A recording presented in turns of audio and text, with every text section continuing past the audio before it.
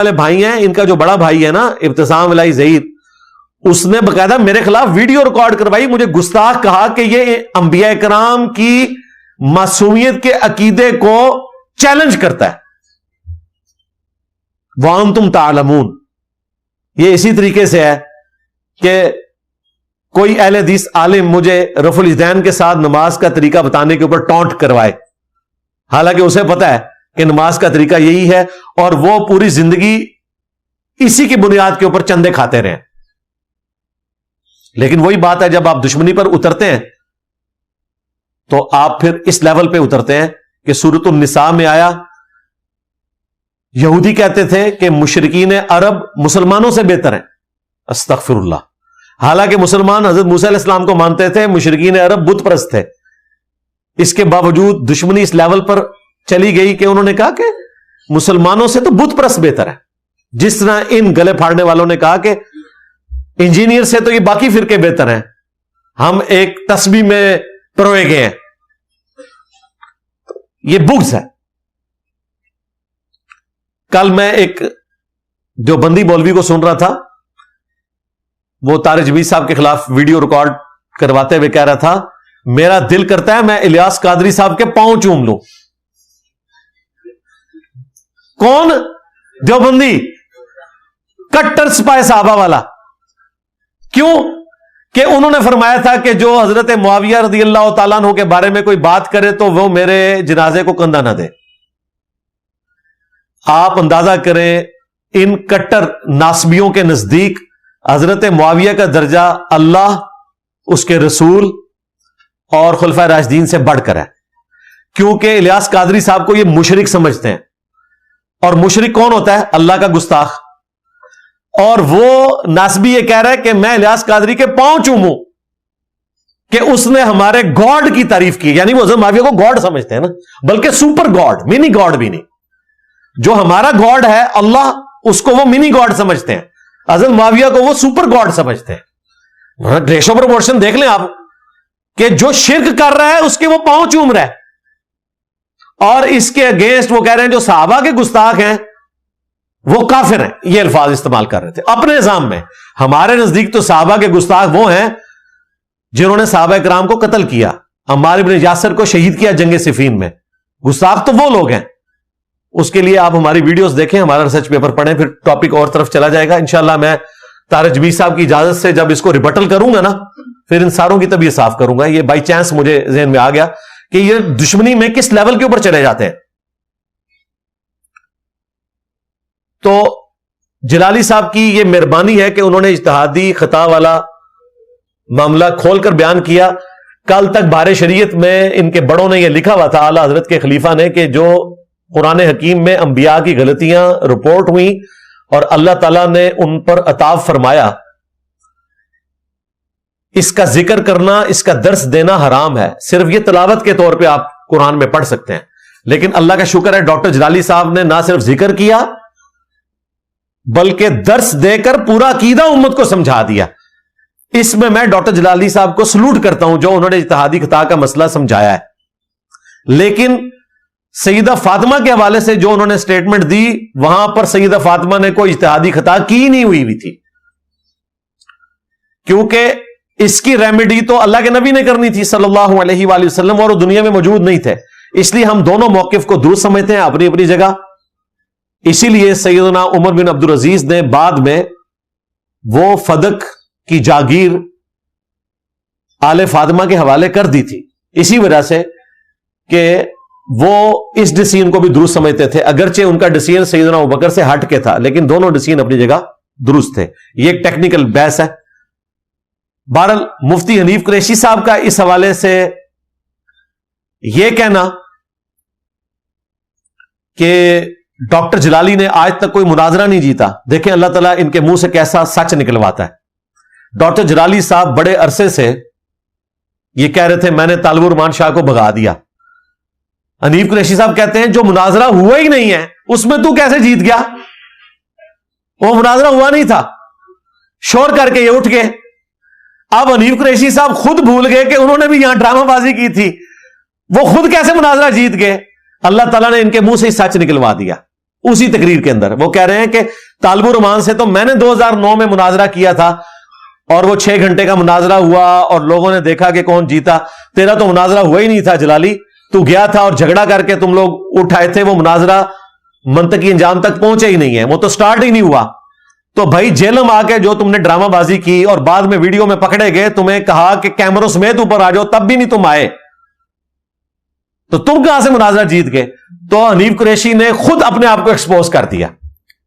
لہذا حنیف قریشی صاحب کا یہ کہنا کہ بغیر مناظرہ ہوئے اپنے آپ کو فاتح ڈکلیئر کرنا یہ جھوٹ بولنا ہے, تو اس میں ہم حنیف قریشی صاحب کے ساتھ ہیں, جس طرح اس مسئلے میں میں جلالی صاحب کے ساتھ ہوں کہ ان کے بڑے ان کو نامینیٹ کریں. اس مسئلے میں حنیف قریشی صاحب بالکل درست کہہ رہے ہیں. الحمدللہ دیکھیں ہم کتنے ٹروتھ لور ہیں, جس کی جو سچی بات ہے اس کی تصدیق کرتے ہیں. یہاں میں ضمناً ایک چیز عرض کر دوں, مفتی حنیف قریشی صاحب کی جو پوڈ کاسٹ ہوئی تھی ہمارے بھائی ارشاد بھٹی صاحب کے ساتھ حفظہ اللہ تعالی, اس میں حنیف قریشی صاحب نے ڈرامہ بازی کی تھی اسی طریقے سے جو انہوں نے جیلم میں آ کر کی تھی. بجائے اس کے کہ وہ سوالات کے جوابات دیتے اور رجسٹر کھول کے انہوں نے کم از کم 1 گھنٹے کی تقریر کی ہے. دنیا میں کبھی آپ نے کوئی انٹرویو ایسا دیکھا ہے کہ 1 گھنٹے ایک بندہ بولتا رہے دوسرا سنتا رہے؟ حالانکہ یہ لوگ تیار تھے اس پوڈ کاسٹ کے لیے. میرے پاس جب ارشاد بھٹی صاحب آئے ہیں, مجھے کچھ نہیں پتا تھا میرے ساتھ انہوں نے کیا کرنا ہے. مجھے تو انہوں نے کہا کہ علی بھائی یہ رمضان شریف کا مہینہ ہے, تو میں چاہ رہا ہوں رمضان کے مسائل نہ پبلک کو بتائے جائیں. مجھے یہ کہہ کے انہوں نے پوڈ کاسٹ لی. لیکن آپ کو پتا ہے میں تو ہر وقت T20 کھیلنے کے لیے تیار ہوں. ہاں, میرے تو بائیں ہاتھ کی بھی چھوٹی انگلی کا کھیل ہے. دیکھا آپ نے پی ٹی اے والوں نے صرف ارشاد بھٹی صاحب کے سوالات وائرل کر دیے اور انجینئر کی ایسی کی تیسی کر دی. جواب تو انہوں نے سنے نہیں تھے. انہوں نے صرف آسٹریلیا کی اننگ دیکھی تھی, ساؤتھ افریقہ کی تو ابھی باقی تھی, وہ 434 چیز بھی ہونا تھا. اس کی وجہ سے وہ پاکستان کی ہسٹری کی سب سے زیادہ وائرل پوڈ کاسٹ گئی ہے. آج بھی ارشاد بھٹی صاحب کے چینل پہ وہ ٹاپ پہ ہے, 2.6 ملین لوگ دیکھ چکے ہیں. تو مجھے تو پتا بھی نہیں تھا, الٹا مجھے انہوں نے کہا میں رمضان کے مسائل پوچھنے ہیں. جب وہ شروع ہوئے نا اور وہ ڈگری والا معاملہ شروع ہوا, میں ٹالریٹ کرتا رہا. میں نے کہا یار یہ کیا پوچھ رہے ہیں, حالانکہ میرے لیے وہ نارمل سوال تھے. تو میں نے اسی دوران طے کر لیا کہ میں اب بھٹی صاحب کو اسی طریقے سے ٹریٹ کروں گا جس طرح میں مولویوں کو ٹریٹ کرتا ہوں. اور پھر دنیا نے دیکھا ایک چیز صرف اس میں تھی کمزوری والی, کمزوری کہہ لیں یا انکمپلیٹ تھی. جو میں نے دعویٰ کیا تھا کہ عمران خان صاحب نے صحافی کو روک دیا تھا عافیہ صدیقی کے حوالے سے سوال کرنے سے. بھٹی صاحب نے کہا کہ اس کا ثبوت پیش کریں. اللہ کا شکر ہے ان کی پوڈ کاسٹ اپلوڈ ہوئی. اگلا سورج ہمارے اسٹوڈنٹس نے اپلوڈ نہیں ہونے دیا. وہ صحافی بھی دریافت کر لیا اور وہ فیمیل صحافی بھی دریافت کر لی اور ان کے ویڈیو بیان چلا دیے. وہ ہم نے پھر بھٹی صاحب کو بھیج دیا اور بھٹی صاحب نے مان لیا کہ انجینئر صاحب آپ کا یہ دعویٰ بھی درست نکلا. کیونکہ آپ کو پتا ہے کہ بھٹی صاحب ذرا پی ٹی اے کی لائن لیتے ہیں نا. اب وہ اللہ کا شکر ہے کہ اس جنگ کے بعد کچھ نارملائز ہو گئے. میں ہم کہتے ہیں کسی صحافی کا کام نہیں کہ کسی جماعت کی لائن لے. صحافی کو رپورٹر ہونا چاہیے, کسی سیاسی جماعت کا فرنٹ مین نہیں بننا چاہیے. تو بھٹی صاحب مان گئے کہ واقعی خان صاحب نے اس وقت غلطی کی تھی. میں نے وہ سارے ثبوت ان کو بھیج دیے. یہ ایک چیز تھی, وہ بھی اللہ کا شکر ہے کلیئر ہوگی. اللہ کا شکر ہے.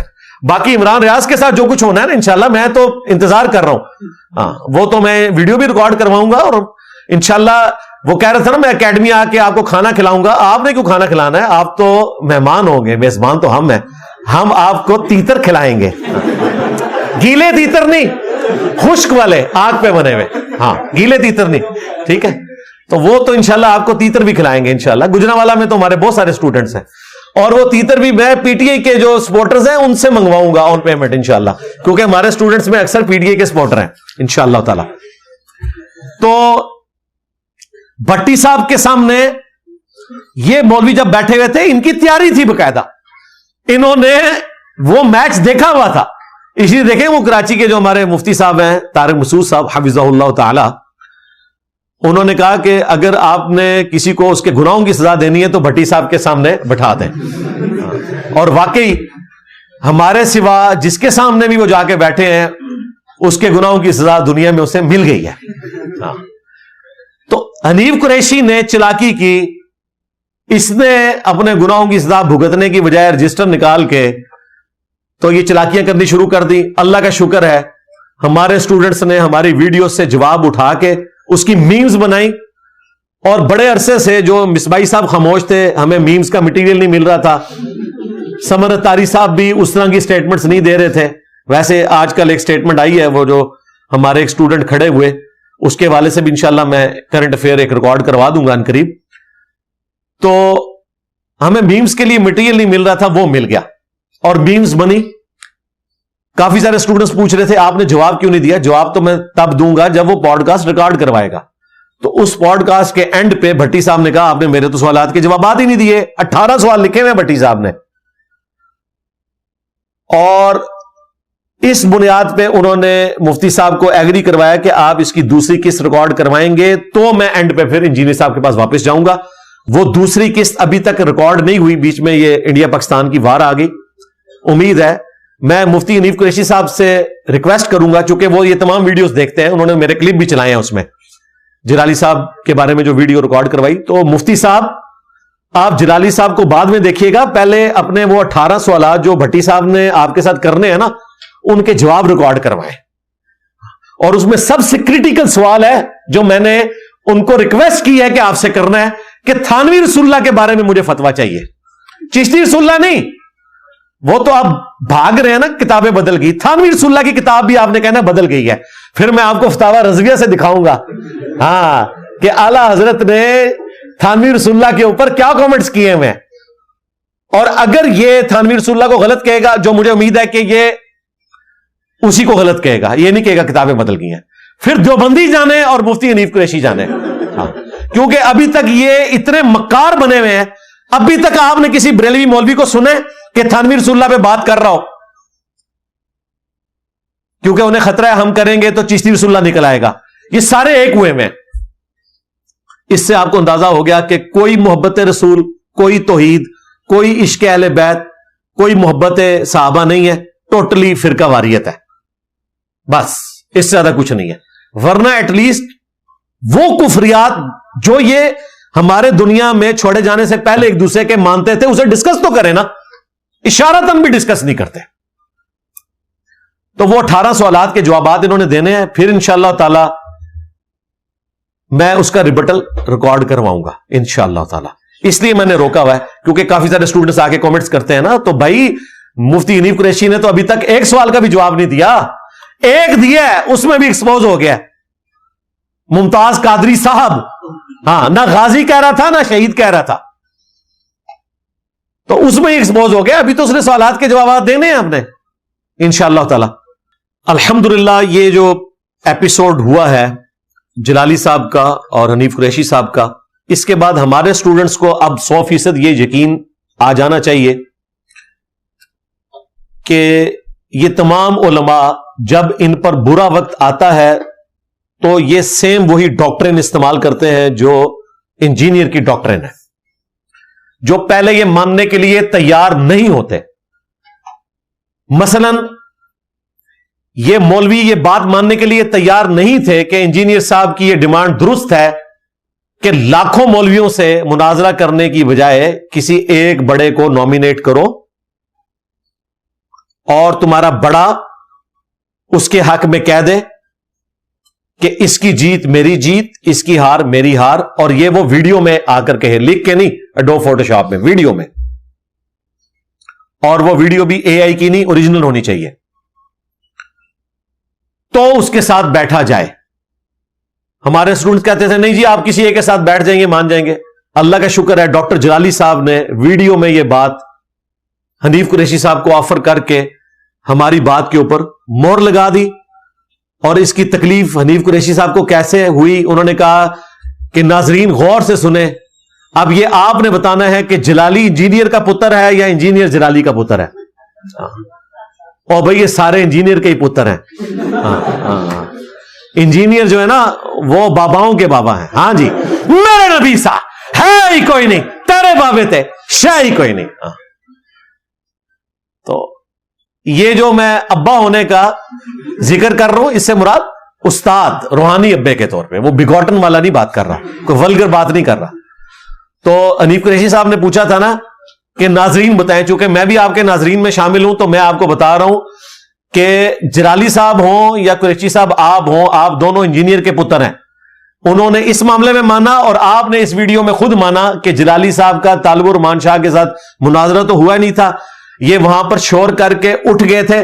جب مناظرہ ہوا ہی نہیں تو اس نے کون سا مناظرہ جیت لیا؟ تو حنیف قریشی صاحب, جب آپ کا مجھ سے مناظرہ ہوا ہی نہیں ہے تو آپ نے کون سا مناظرہ جیت لیا تھا؟ لو سامو,